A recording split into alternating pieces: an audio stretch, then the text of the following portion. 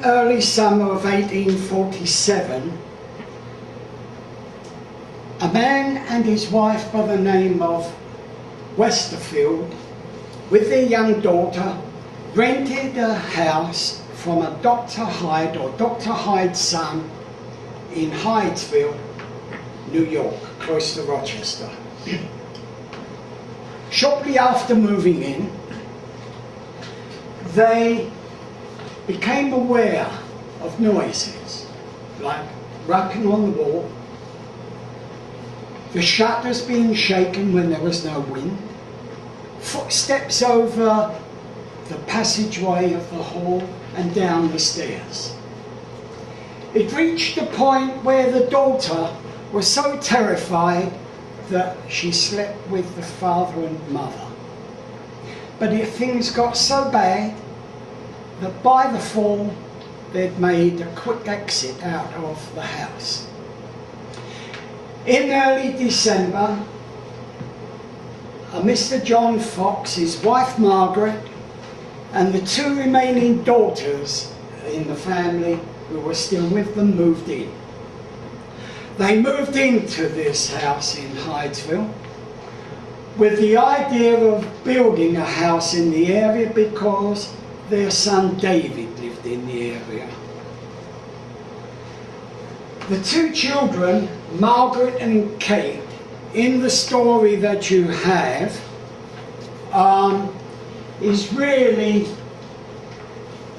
we always have poetic license. Sometimes it isn't always accurate, and I always like it to be accurate. And the reason is, if I've got it right, is that the author of this story said that the children were about 15 and 12, and they really weren't that age, or because they had a daughter that lived in Prince Edward County, by Picton, by Ostercon or Bloomfield, and another family in spiritualism lived round there, and that was Susanna Moody and John Moody. John Moody was the sheriff, and in 1855 these two young girls used to visit her sister Elizabeth Ousterhout, and they held seances for the Moodys. And the Moodys classified them at that age as being young teenagers. And if we go by the age in there, they would have been up around about 20, which is too old.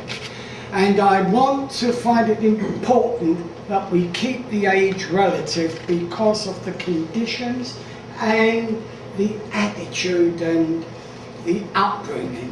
Margaret Fox came from a family that was all intuitive, so they were fully aware of spirit communication. Shortly after moving in here, they again realised the moving of objects, the wrappings, the window shutters, the shaking and the shutter shaking, footsteps up and down from the pantry down to the basement. They thought that the neighbours were playing tricks on them. But as time wore on, they became fully aware that spirit inhabited the house. They were caught in a situation because of the winter, of being very difficult for them to move. But the two children, especially the youngest one, started to play with this spirit. She started to call it Mr. Splitfoot and would mimic the wrappings on the walls. On Friday, the 31st of March 1848, she stuck up her hand and said, "Okay, Mr. Splitfoot, how many fingers do I hold up?" And the correct amount was wrapped on the wall. Her sister was egging her on, and Margaret and Mother became very curious about this coming from the family with this gift. They brought communication to the point where the young girls turned and ran to the mother that Mr. Splitfoot could not only hear, but he could see. From this moment, John Fox went to the closest neighbour of Mr. Drusler and his wife. They in turn went to Mr. Hyde, who was the son of Dr. Hyde.